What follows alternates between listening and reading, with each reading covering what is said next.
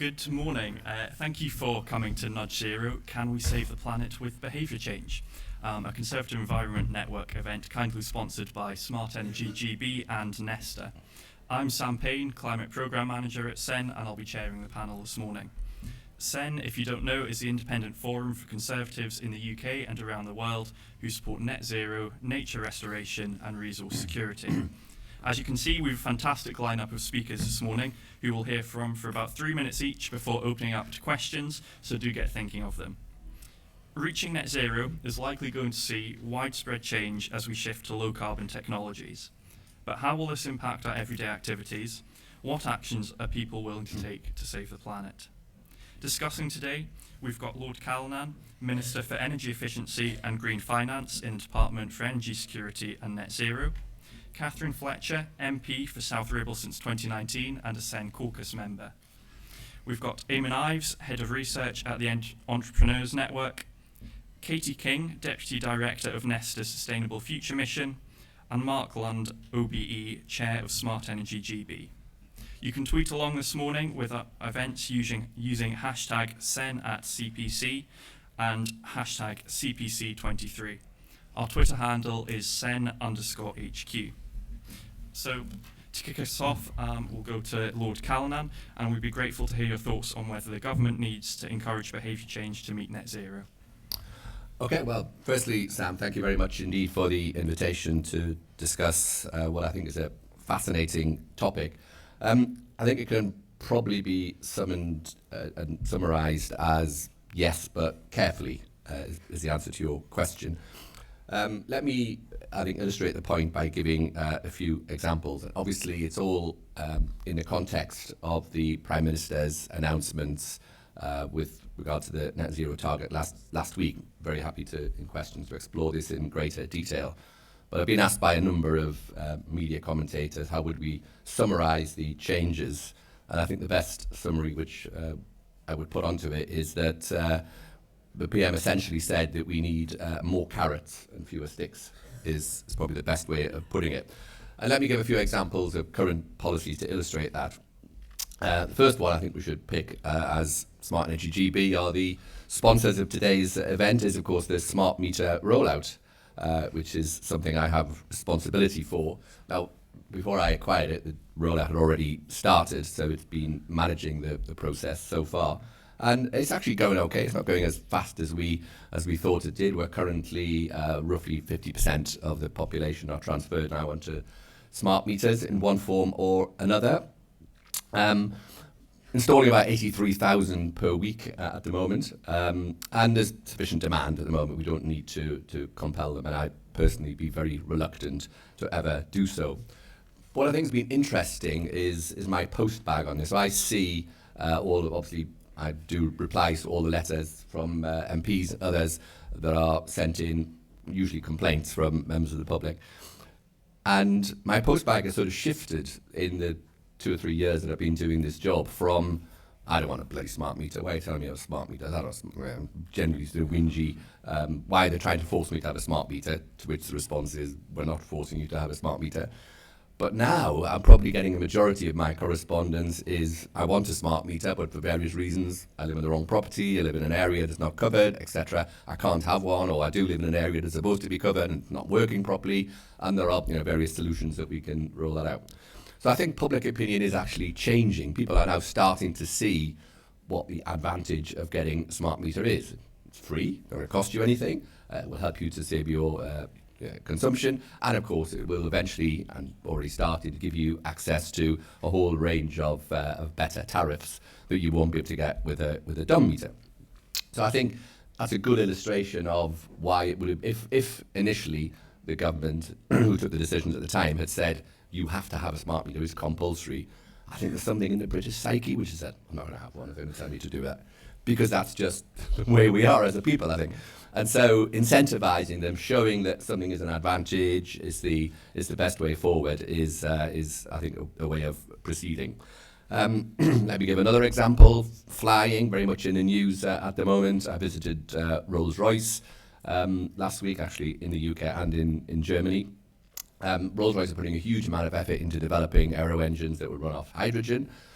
Now that clearly presents a few problems about how you transport the stuff in aeroplanes in the first place, etc., etc.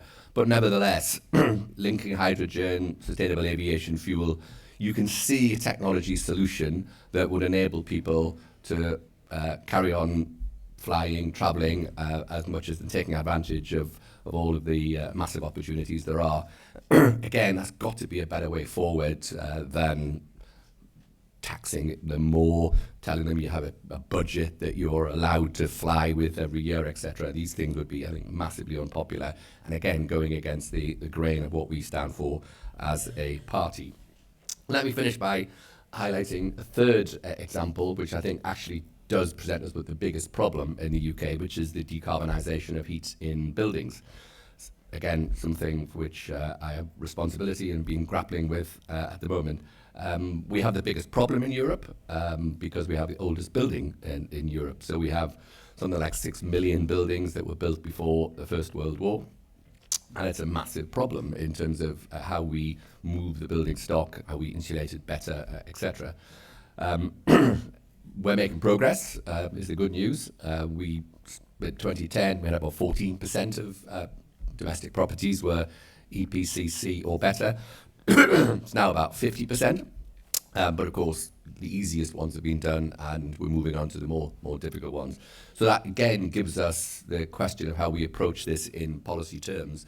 We're making good progress in social housing, predominantly because the government funds it, and we give huge amounts of money through the Social Housing Decarbonisation Fund and others to housing associations, local authorities, etc. We're making good progress on people on lower incomes because, again, we have various funding mechanisms with awful acronyms like ECO and HUG and various other schemes. And we're spending something like £6.5 billion over this Parliament. The two biggest issues we have are private rented accommodation, and again, we've been grappling with the issue, and you saw the PM's announcement last week about whether we need to compel landlords to increase the EPC value of their properties. We've decided against it for various reasons, which we can go into in questions if you want. But also, of course, owner-occupiers. It's always struck me as slightly bizarre that when somebody buys a new property, very happy to spend 20, 30 grand on a new kitchen or a new bathroom or something, but you tell them that they should maybe spend 5 or 10 grand on external wall insulation and it will save them money over the long term. And there's a reluctance of people to do that. It's almost like it's a distress purchase. They don't want to do that. They'd rather spend money, excess energy bills for years to come, rather than insulate and upgrade their property. I think there are things that the government could do, and without wishing to stray into the Chancellor's territory, I think there are things that we could possibly look at in terms of stamp duty to incentivise people, and if you do it properly, you could make it revenue neutral to upgrade their property on sale, which is the time when most people do that. But very much the Chancellor's purview, and wouldn't want to interfere in what he might or might not do with the tax system. So I think that's a summary of, I think, the choices that face us. There's a number of other examples that I could have picked, but I think in essence the answer to your question is possibly, but not always. Thank you. Heating, flying and smart meters, I'm sure, big topics that will come up throughout the questions. So we'll now turn to Katherine Fletcher MP, and we'd also be interested to hear your thoughts on how individuals can retain their freedom of choice and comfortable lifestyles whilst being encouraged to make more environmentally conscious choices. Brilliant, thanks. And thanks so much for what looks like a great attendance. I think the Conservative Party caucus and friends and associated members get how big a challenge this is. And so let's say thanks and well done to Lord Callanan, because it's a challenging portfolio that I know he's put immense personal energy into, as well as those of Sen. So I'm a biologist by degree, but I'm the black sheep of the family because all the rest of my family are basically kind of hirsute-bottomed northern engineers of various varieties. Yeah, I can hear it. And we as politicians, we're incredibly good at sometimes stating the what and not as good at stating the how. So I just wanted to maybe pick a couple of points of difference and make a polite suggestion to the powers that be. So I wanted a smart meter in my home, which has got bits that's 1910 and bits that's 2010. as most of our housing stock has. And I can have an electricity one, but I can't have a gas one because someone's buried the gas meter. You can't physically access the gas meter enough to put a smart meter in, and I know I'm not alone in coming up with those kind of practical challenges that are all the way through the home. People are, as Lord Callanan says, an English woman's home is her castle, isn't it? And the idea that somebody's going to come in and say, well, you're going to have to dig up those 3 tiles to get a gas meter so you can understand what... No. So here's my proposal to you on what we do to tackle probably one of the most intractable problems, which is home insulation and home heating. We have a list of measures that will incrementally improve home efficiency. Lots of the headlines go on talking about where the energy source is coming from. But if you improve the home efficiency, you'll burn less gas, you'll burn less oil, you'll burn, in my father's case, less coal in the coal fire. Just don't even go there. Or you'll use less power from your heat pump, either air or ground. And there is a perception, especially when you go and talk to people in Leyland, in Pemberton, that I will get a lot of people say, heat pumps don't work. My mate's got one and it doesn't work. And I say, yeah, they do work, but they don't work to heat colanders. That's the problem. And so what are you doing to make your house a bit less like a colander? And you get a slightly blank look. Now, how many insulation installation engineers have we got in the country? I'm going to posit that the answer is not enough. There was billions of pounds available in previous government schemes, and people couldn't get the installers to do it. How do most people do their houses up in the UK? Do you always get a man in to do every job? Do you always get a woman in to do any job? Or how many of you would say you are a fair to middling DIYer? Show of hands. Right. How many of you have installed loft insulation on your own? Right. And I think that's the opportunity to enhance both the pride in your own property and the power of the British people to be practical. If you go on a government website and say, how do I improve with my basic chute-bottomed northern engineering heritage, my house, I can't find the guidance. It's all kind of like you'll get a government grant for a man to come along and do X and Y. And I want government to be offering advice. Lay insulation like this. When you're going to put stuff in the rafters, you need to leave a 50mm gap so that the air can get underneath. Once you've got it pinned with a bit of tape, you can put that squeezy foam in, and if we can deliver those kind of practical things, then people will do it. Not because government's told them, it's because frankly it's going to save them money. And then once it saves them money and the house isn't like a colander, when the boiler goes and there's a up to £7,000 grant from the government to help you change to a different source, you can have the confidence, having done the calculation online, to do that. And you say, I did that. I moved my house for the 21st century. So I want us to make the first DIY revolution was in the 80s, where people put up shonky shelves and ripped down anaglypta and, had a kind of interesting combination of grey, black and white triangles everywhere. I want the 21st century revolution in DIY to be people working to improve their own homes. Because I know from... I'll draw my remarks to a conclusion, but I thought it was really interesting. Lord Callanan mentioned the idea that people won't spend 10 grand on external insulation. That's because it doesn't look pretty, and it ruins the beautiful thing that they've bought. But I, ladies and gentlemen, had a Victorian gable end terrace, which had a sand floor, single thickness brick walls, and at the loss of 1.5 inches and a bit of faffing with some builder mates, I dug the floor out. I studied and insulated the gable end, and the year after, and put loft insulation in the ceilings. And let's, as a final thing, say how much less was my gas bill the next winter? Was it 70% of the original total? Go on, higher or lower? Lower. 50% the original total? Lower. 33% the original total? Yes. Yeah, it was a third. And I didn't change the external cladding, but the amount of people that know that is limited. And I think my proposition to you is the nudges enable people to do it themselves. Thank you. Thank you very much, Katherine, for your first-hand insights there as well. Now turning to Eamonn. We'd be interested to hear your thoughts on the role of innovation in reaching net zero and whether nudge policies are effective at cutting emissions. Great, thank you, Sam. And there's still some seats down at the front, and I can see a lot of people at the back, so please do venture. Obviously, nobody will, but I always like to say it.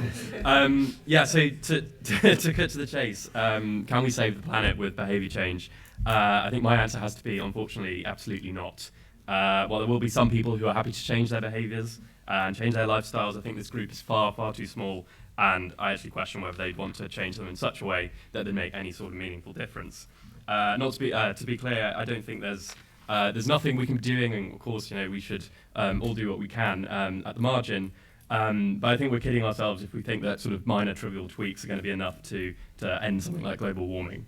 So that kind of poses another question: what's the alternative? And Sam, you kind of mentioned it. That I believe we absolutely have to kind of go for innovation, and it's only the sort of the power of human ingenuity that we can innovate and invent the technologies that we need to kind of maintain our current living standards, which I think is essential on the journey to net zero, while still doing that journey to net zero.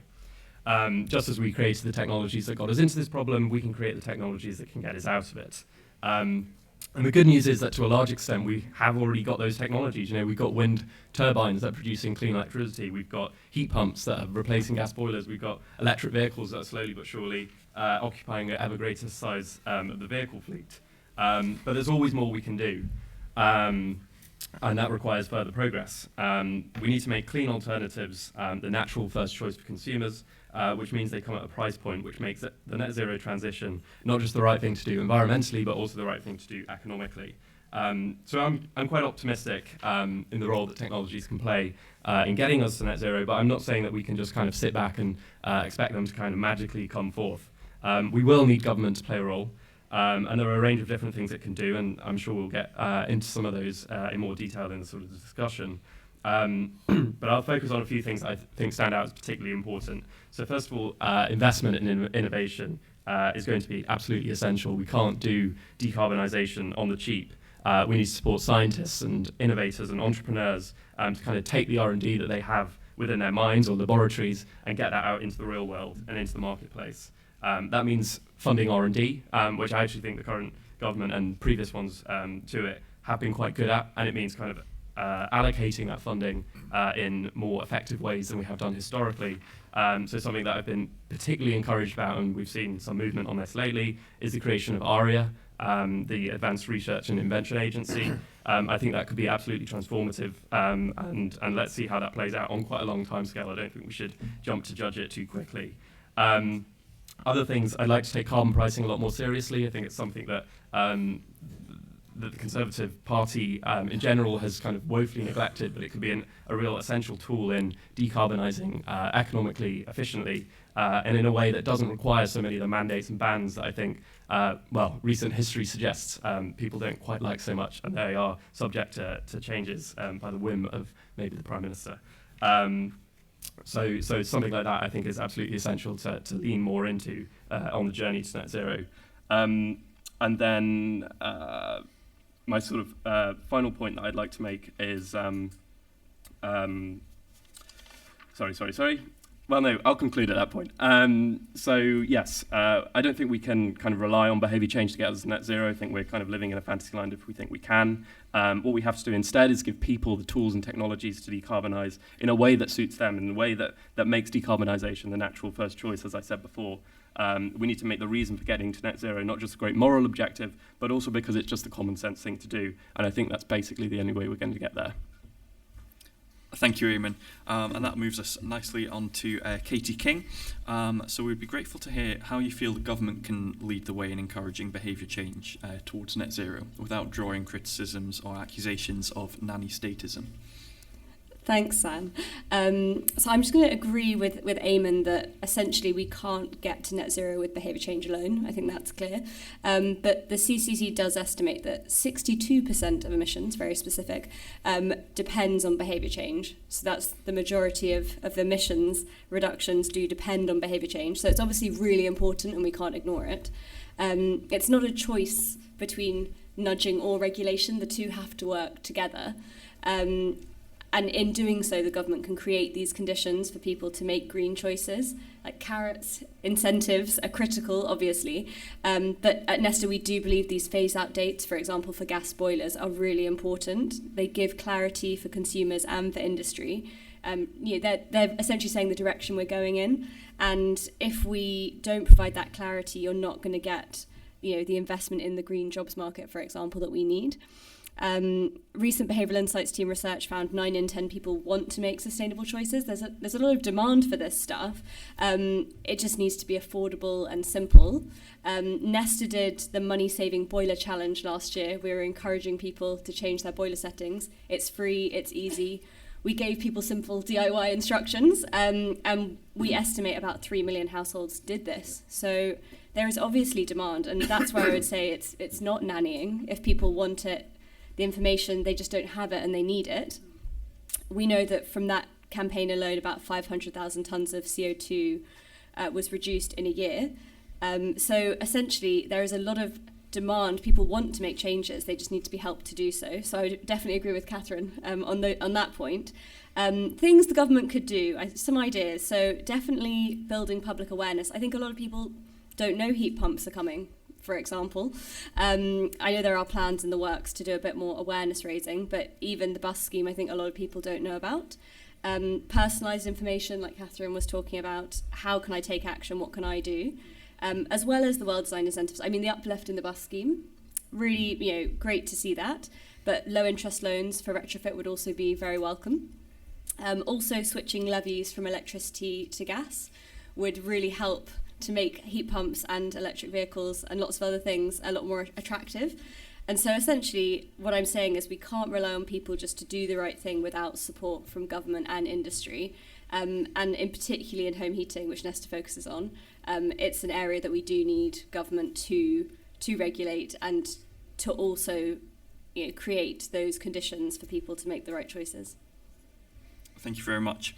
And now just turning to yourself, Mark, we'd be interested to hear your thoughts on the role of smart meters in reaching net zero and how they can be harnessed to drive more climate-friendly energy consumption. Brilliant, thanks, Sam. And I come at this obviously from the standpoint of behaviour change. So I would take issue a bit with Eamonn and saying that it's not going to work, because I think it will. But I would echo Lord Callanan is saying it's yes, but carefully. And I'd also echo Katherine's appreciation of Lord Callanan, who's been a brilliant minister for this whole area, and is actually being a bit modest about the achievements, because we're actually up at about 60% for smart meters now, which is probably sort of 17 or 18 million homes, which is a fantastic thing because it has all been done voluntarily. And I think this is the sort of the issue of it for me, because you can do something from the top down, and in fact, successive governments have said we need to upgrade our grid format, and they've laid the conditions for that. But every single one of those 18 million homes that has changed meters, and that's something like 35 million meters, has been done voluntarily. And in our experience, the fact is that you need to do something voluntarily in order for the change to be effective. Because if you think about everything you've done, which was difficult, like giving up smoking or cutting down on some foods, it's tough. Unless you've internalized that change yourself, it doesn't really happen. Someone telling you to do it is ineffective, both because, as Lord Callanan says, it kind of goes against the British nature, but also because it doesn't really get internalized to you. So what we see is that we're there to create the conditions for better choices. And we've got some research which says that something like 88% of people in this country want to live more sustainable lives. And 86% say that they need more help and information to do this. And I think this is what the Smart Meter campaign has been an example of, and is very much an example of what this sort of government has put forward as its approach. Because once I got my first smart meter a few years ago, and sort of, I don't know whether any of you have had that moment of experience. I was a very laid back, sort of energy kind of agnostic, sort of head of the family. But seeing the display as the children failed to turn televisions off, and I boiled a 2-full kettle as opposed to a half-full kettle, had me running around the house like a lunatic. And that is an internalised personal change. To Katy's point, if we're going to get to net zero, 62% of that change is going to come from personal actions like that, which we've got to feel. And then beyond that, there's a kind of massive prize, because if we can get to the stage where we keep going on this, and we get to the point where we can start shifting demand, and that the National Grid's got this great scheme called demand flexibility, whereby you can charge cars, or you can do your washing overnight when the energy prices are cheaper and the demand is less.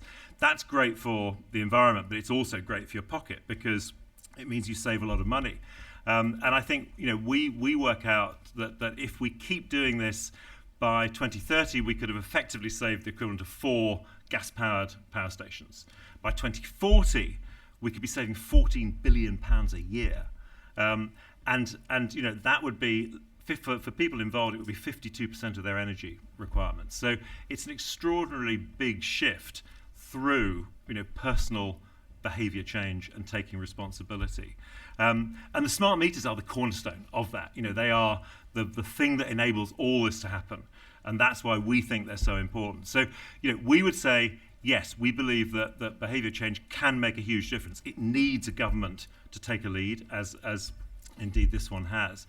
But ultimately, it's going to be down to all of us and the choices we make and the way we can help people make those choices. Thank you. Thank you. Just before we open up to questions, I'm going to use my chair's privilege and ask one of my own. So the Prime Minister recently announced, or recently ruled out taxes on meat and flying and compulsory car sharing. So I'll go to Katherine first and then to Katy. Do you think this has altered the public opinion on state-mandated behaviour change? There was an awful lot of disinformation knocking around Lancashire. I won't talk out of my own personal experience, but people, my plumber, who's helped me install one of those smart systems where I turn the radiators on at Euston Station when I'm coming back from London, his job is to install this stuff. And he rang me up about 4 weeks ago and had an enormous rant about the fact that I just passed a bill that I was going to fine him £15,000 if he didn't put a heat pump in. And he's going, it doesn't work. This is a guy that works in the industry. The rumour mill had got absolutely out of hand, and I think it is important that government actually looks closely at who's behind that rumour mill, because it was messy. But the response where people have gone, oh, thank God. So actually, all of these things that I've heard, I'm not going to be made to get a smart meter. I'm not going to be made to get a boiler. It's made a really big difference. Now, I'm definitely towards the tree-huggy end of the Conservative Party. I've promised Lee Anderson that I'm going on his show on GB News with the T-shirt that says tree hugger on it. So look out for this in the future.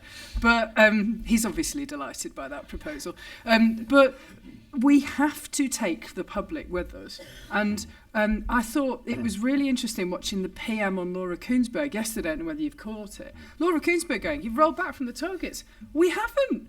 We genuinely haven't. What we've said is you've got to get to the target in a way that takes people with it. And so it's landed incredibly positively in Lancashire. The idea that we will help you get there, but we're not going to start fining you and some other nonsense. And people did genuinely think we were going to stop them flying. And that damages the movement as a whole. And we've still got our 68% 2030 target, which my old boss Alok Sharma was a huge part of at COP26. The targets are there, the delivery mechanism's different. Would you agree, Sam? Yeah, mostly I think I would. I think, like you say, there has been a lot of disinformation. And so, moving to Katy, I would like to know what you think can be done to tackle this disinformation. I have to say, I didn't think it was that helpful to list a load of policies that have never been on the table and say that they're not coming. Because it almost creates the rumour mill. You start saying, oh, was that on the table? As far as I know, none of those policies were ever on the table. So it's an interesting one in terms of almost creating an enemy and then saying we're not doing that. just to say, I think I went back and I looked at the climate assembly that was done in 2020. They had this cross-section of the UK public. 80% of the assembly members agreed with taxes for people that fly more and fly further. These things are actually pretty well supported in things like climate assemblies. Onward did some recent polling. It's net positive for a gas boiler ban. A lot of these things, the general public are actually in favour of. I do appreciate, obviously, that it will hit different people differently, and we need to be really careful about that. But in general, I just think it's not helpful to list policies that, as far as I'm aware, weren't on the table and say that they're not happening. They were. The people genuinely thought they were. I can only talk to Lancashire. They really did. They thought we were going to tax meat. So we'll now move to Mark because I think he's got some comments on Yeah, this. no, just to say that I think there's an old phrase that no publicity is bad publicity, and actually what I think we've seen in the last few days is that, for instance, people like Octopus, who are leading on heat pump installation in this country, they found that since the Prime Minister's speech, their inquiries for heat pumps have risen by 5-fold. Simply to get something which is low interest into the public attention is actually very helpful. So I think it's sort of, you can argue about the whys and wherefores, but I wouldn't say it's not been helpful to the cause. I would back that up on heat pumps. I think it's really helpful that Rishi's comments were very much heat pumps are coming. There was no sense of and the increase in the grants. And the increase in the grants, exactly. No doubt we will see an increase in people wanting heat pumps. So definitely more speeches mentioning heat pumps than the fact that they're inevitable. So we'll now open up to questions. There are some roving microphones going around. I would like to fit in as many as possible. I'm sure there'll be many. So if you can, keep them as short as possible, and please questions, not statements. And then when you get the microphone, if you can do name and affiliation, please. So we'll go to the two ladies on the aisle just here, and then the gentleman in the green tie. Hi there, my name's Maria Booker. I'm from an organisation called Fair by Design that aims to eliminate the poverty premium. I'm really interested to go back to your statement, Lord Callanan. You kindly said you'd get into private rental and why the incentives were taken away for insulation. Obviously, there's a split incentive there. The landlord doesn't benefit from the increase in energy efficiency, and you've got people on low incomes who are facing really steep increases in rent, but are also facing very significant premiums due to the lack of energy efficiency in their homes. So I wondered if you could just say a bit more about the thinking behind that. Thank you. And then it was just two behind. Yes, good morning. I'm Gina Bloomfield. I'm a district councillor for the Cotswolds, but I'm also a landlord in the PRS. And my question was around that again. I have been putting in, I was really towards Eamonn, Ives and Katherine Fletcher, innovation. We've been talking about heat pumps. Heat pumps aren't possible everywhere, particularly in flats. And I think we've got to have a wider look at all the different new innovation. I've been putting in infrared electric radiators, which go on the ceilings. They're very efficient. You don't have to have any of the pipe work. It actually gets rid of a whole lot of issues. I've also been putting on internal cladding. I've had no problems with it. The tenants have had any problems. Yeah. There are more ways. We shouldn't be just looking at one way to solve the problem. So I'd hope and welcome more ideas on different ways of solving the problem of insulation and heating.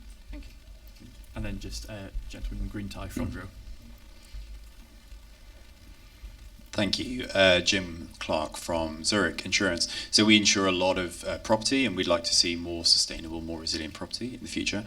Eamonn said about people not sitting at the front, and the reason people don't is because there's a strong social pressure not to create a disruption in an orderly environment.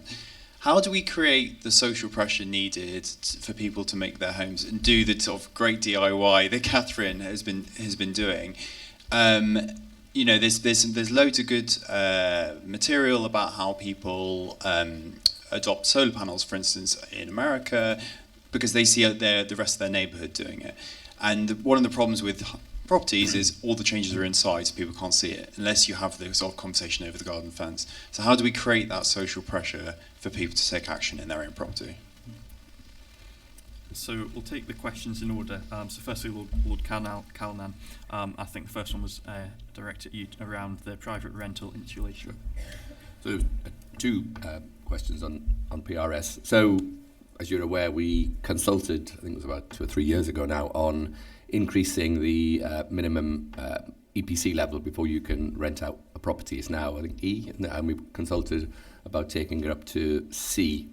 And we've been looking at the implications of that and the details pretty much ever since. A lot of work had gone on. So, for instance, there's a cost cap that was built into the original legislation, and we looked at, obviously consulted on a 10 grand cost cap for the new regulation.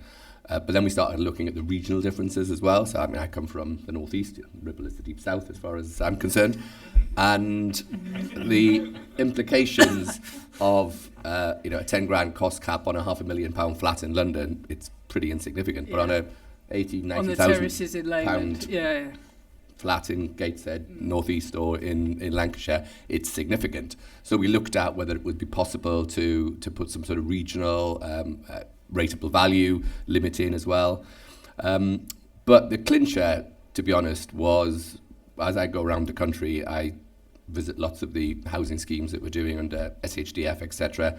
I talk to a lot of housing officers, and there's a lot of landlords already exiting the sector for a variety of reasons. Tax changes haven't helped, the interest rate rises, etc. So every housing officer in the country will tell you they are getting hundreds of families presenting themselves as homeless because the landlords have decided it's not worth it anymore, there's no money in it. They're exiting the sector and selling the properties. So the dilemma was, of course, it would be nice to just sort of pass a regulation and then tenants are happy and the landlords have to spend the money and it doesn't cost government anything. But what's going to be the effect on the availability of rented accommodation around the country, particularly in northern areas? What are the implications in rural areas where there's a lot of properties that are very hard to upgrade, stone built, etc.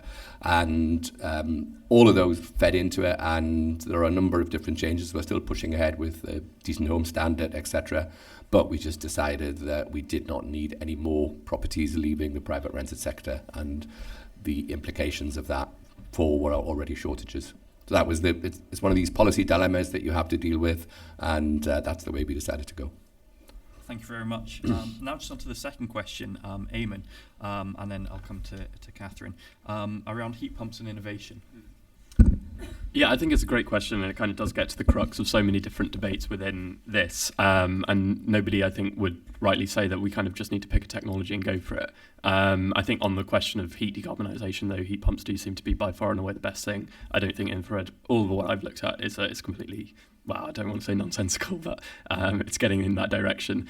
Maybe it works fine in your property, and I'm always happy for marginal cases to prove me wrong. But yeah, as far as I'm concerned, I think heat pumps just blow everything out of the water, and certainly better than hydrogen boilers, that's for sure. Between 80 to 90% of properties in the UK are suitable for a heat pump. You don't read all of the propaganda against it, which is actually well-financed propaganda. We know who's behind it. They work effectively. Norway is not the warmest country in the world. 60% of Norway is now heated on heat pumps. They work fine. Yeah, I was struck by how much of America and some of the top states in America are by heat pumps. They're like, I don't understand what the fuss is about. But can I just perhaps reiterate the point that I was making? We can be energy source agnostic. You can be infrared. We could see a future where we're putting an SMR where your substation is at the moment to supply your electricity, and you could make it you could have an electrically heated home. A lot of net zero is effectively an electrification challenge, and it's a different debate for another day. But no heat source, be it rubbing two sticks together, coal, gas, oil, electricity, infrared, heat pump, is going to work if your house is a colander. And so if at the risk of moving to the third question, the social pressure, I remember being a kid, where buying flashy cars became the thing, and that the social pressure to get a flashy car in the north of England was because you were doing well, right? Well, but it was a conspicuous consumption, and your point is you can't have conspicuous consumption on energy insulation measures? I'm not sure. Because when there's a social grouping that says, I know, let's all go to, I've got a mate called, his nickname is Sauce, and we actually have conversations where we go, let's go to Sauce's because this is the new one and it'll be warm. So there's the social pressure. If you've got the warm home in the middle of the winter, you know that, well, your mates want to go around and watch the football, that will make a difference. And I think the other social pressure is again about finances. If when I turn round to my mates, that is true about what I did with my gas bill in a 2 up, 2 down gable end terrace, and my mates were like, bloody hell. And they went and did not quite the same thing because the period of their properties were different. But, you know, if your house is a colander, you are throwing pound notes out the window. Let us help you stop throwing pound notes out the window, and we can get to how you heat it later. You know, that's the social pressure for me. Just building on Catherine's point there, I think we're starting to see in the research that we do across the country that the idea of future-proofing your home is really important. And the idea, particularly if you're a homeowner, then the idea of energy efficiency as part of the future value of your house is starting to get up in people's minds. And I think the idea of creating some social pressure around that is entirely possible. Because I think it's a really good question, actually, and I'd like to see some kind of rigorous research on it. I think a really great thing we've had lately is the introduction of green license plates for electric vehicles. And I was a little bit sceptical about this, thought it's kind of a bit of a gimmicky thing when we first brought them in, but I think I've been proven completely wrong, and I think it really indicates just how easy it is to get an EV. You know, I'm aware that I live in London, so we sort of see more of them than general, but I think sometimes you see great hulking things go past, and you can see the green license plate, and you're like, how on earth did they manage to electrify that? And I kind of think it presents that kind of... They only go 2 miles a day. Yeah, well, that's true. But I think it's kind of indicative of the idea that kind of having these kind of signifiers can be important, and where we could maybe apply that into other aspects of the economy to help decarbonise is something I think would be really interesting. Actually, could I just build on that? Yeah, and Eamonn and I have the poor relations because we have to share a microphone. All the posh people get their own microphone. Or you could argue I don't need one. But that's an interesting point about the cars. So I live just under Preston in South Ribble. I would love an electric car. I can't get one because I can't get to London in a Wanner. And let's just say, I don't know, some evil sod invades Poland. I cannot be tapping people on the shoulder at Warwick Services going, excuse me, I'm very important. You know, it can't be done. But I am starting to feel quite a social pressure. I have to go, yes, I know, but it's a petrol. But, you know, it's a 1 litre. It's the most energy efficient Volkswagen up I could get. I can't. This is why I can't get an electric vehicle. You know, you can have a social pressure with that. But then you cannot do it on the metropolitan stuff. You genuinely can't, because you don't take the rest of the country with you. And London's got so far ahead with people that go to work on Brompton bikes and the tube. You know, I think that what we need to do for social pressure is make sure that we're taking everybody, whether it's like the classic terrace in Darlington or Leyland. But, yeah, sorry, go on. No, that's great. Thank you very much. We'll open up for some more questions now. Thank you. So we've got just one at the front here, one in the aisle, and then we'll take another one at the front. Hi there, Rika Vojcelovic, National Federation of Builders and House Builders Association. I've got some retrofitting guidance on our website, and predominantly it's for heritage and traditional homes, because 16.5 million homes are built before we had building regulations, 12.5 before 1940, when we had modern traditional methods of construction. I actually retrofitted my home because of that, but my question was really about planning, because the majority of my members did install heat pumps at some point. But unfortunately, the planning process stopped them, and it continued making it a cottage industry. And many of my members now are struggling because of the government's new rules, taking away the good engineers. Now, to make that point, we never talk about air-to-air heat pumps. Now, they can be installed at a much greater and quicker rate by less skilled, if you like, because the air-to-water heat pumps are more complicated. So we see organised like Energy Sprong also enabled to deliver council procurement projects because of the planning process and external wall insulation. So how important is the planning process, and what do you think we need to do to enable planning to enable us? By the way, Margaret Thatcher had a scheme where you would be paid 70% of a grant if you did the work yourself. So there is history that we can really enable better outcomes. Oh, that's really interesting, that offline. Yeah. Just behind you, Jordan. Hi, I'm Leah Davis. I work with a coalition of charities and funders called Everyone's Environment. We ran deliberation groups over the summer, similar to the citizens' assemblies, with people not just in London and not just environmentalists. And they told us that hundreds of people, older people, young people, disabled people, real mix. And they told us, one, they wanted better environmental policy. They didn't want less or slower. They wanted regulation as well as incentives, particularly for low-income groups. But they also told us they wanted to have more of a say in what happens. And so my question is, we've talked a lot about behaviour change and almost telling people what to do to them, change their behaviour. Should government not be kind of listening and setting up forums like the citizens' assemblies to hear from people and their solutions? Might that be more effective? Thank you. And then just the front row here. Andy Makovich, Cabinet Member for Climate Change and Planning. A quick aside, Katherine, stop at Solihull. We've just opened a hub at the NEC, 2 miles from Junction 6, where you get Starbucks coffee and access to Resorts World if you want charging. I've also approved 200 locations in Solihull using private money to have destination chargers. So we, just stop. You can get your electric car now and stop in confidence in Solihull. But the real question is on insulation. Most people in Solihull want to insulate. The problem is it's a 20 to 30 year payback. So it's some people will be dead by the time they will. Yeah, so the issue is we, at the moment, pursuing grants, and the grants from the government are getting cumbersome. They're bureaucratic, they come every year, and there's no certainty in them, so I'd want 5-year certainty. But there's just too many of them. Eco4, Ecoflex, LADS 2, LADS 3, sustainable warmth. There's too many. So what I ask is, A, give us the money up front and let us spend it through a company. If we have the money for 5 years, we can employ apprentice years, set up businesses, and have a private enterprise stream. But the real ask is, can we lease the insulation? So if people wanted, we would insulate their house, and they would pay us a fee linked to the house for that 30-year payback. And that will take the stress out, and that will produce. And I think that's the one way we can nudge people, is actually having a lease scheme for insulation. Thank you. I think we'll turn to that last one first, around insulation, and Mark will go to you if that's okay. Yeah, no, I think that's a really good thought, because there's obviously a difficulty, which is that you can lease cars because they've got a second-hand value. Second-hand installation, I think, is a harder market to create.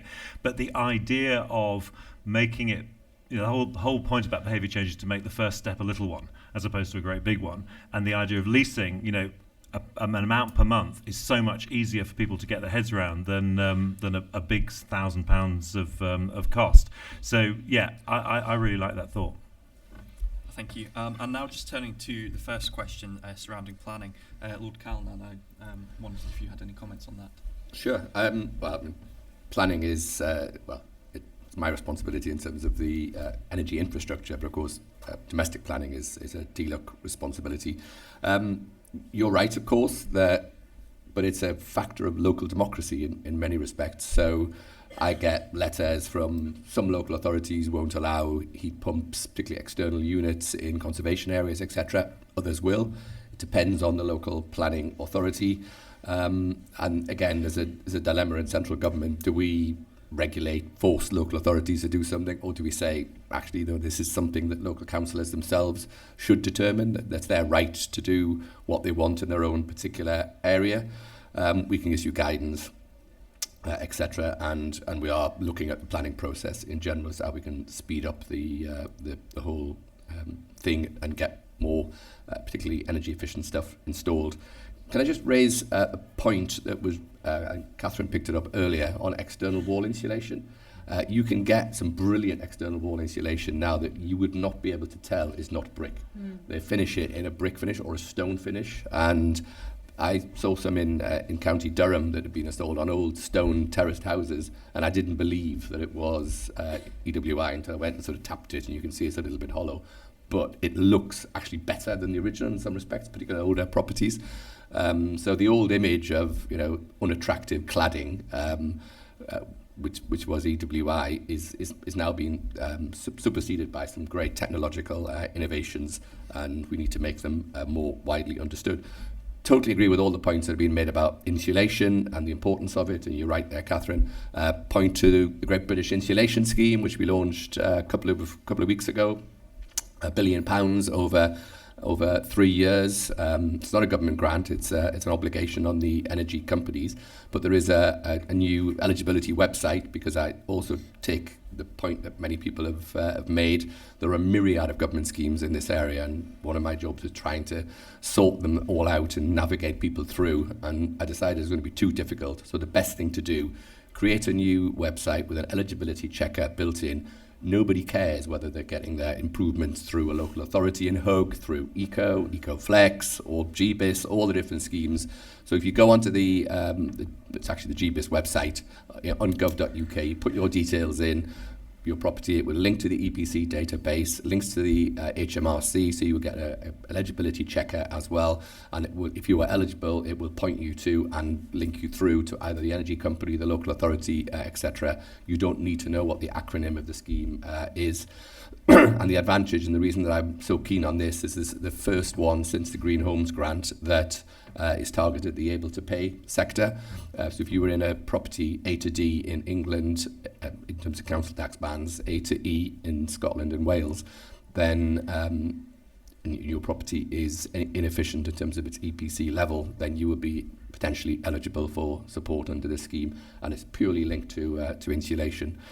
Can I just pick up the point that was also made about people doing this work themselves? And I've done it myself. I've insulated properties, as Katherine has. The problem that we have at a government level is controlling the process. And there were a number of government schemes in the early part of the decade, primarily delivered under ECO, where there was a lot of shoddy workmanship. So I'm still getting letters of complaint now from people who had particularly cavity wall insulation badly installed, and now they've got massive damp problems on the inside of their property, and they're writing to their Member of Parliament, which comes through to me. What are you going to do about it? It was a government scheme. Of course, the contractor is now long gone, collected the money, gone bust, disappeared. So we invented the Trustmark scheme. So all contractors that install work under government schemes are now Trustmark assured, which gives you, through the PAS certification system, some element of quality control, but also, importantly, a 25-year warranty as well. It does restrict the number of installers that are available. I totally take that point. We're trying to get more and more onto the scheme as possible. But I do think this element of customer protection, quality of workmanship, is important for whoever's sitting in my seat in 10 years' time getting further letters of complaint because of shoddy workmanship. So that's why we restrict it to certain contractors, and that's why we make sure they're quality assured before they are eligible for support under government schemes. Thank you. Just in the interest of time now, we'll start going through some closing remarks, but I think it really taps into something that was mentioned in the second question around the role of government in listening, citizens' assemblies, and really making sure that everyone across the country is brought along with this. So we'll start with Katy and then move along to Eamonn for some closing remarks, and if you can try and address that question as well, please. Great, thanks, Sam. I just wanted to pick up on planning. I think the best thing in terms of heat pumps the government could do would be to remove the 1 metre rule from the boundary and the 3 metre in Wales. So that's a really simple and easy thing to change. The consultation, I think, is coming out soon, so keen to see that. I also wanted to pick up on the sort of forums. Nesta has actually created an interactive experience that local authorities can use, and in the last year we've gone around lots of local authorities with this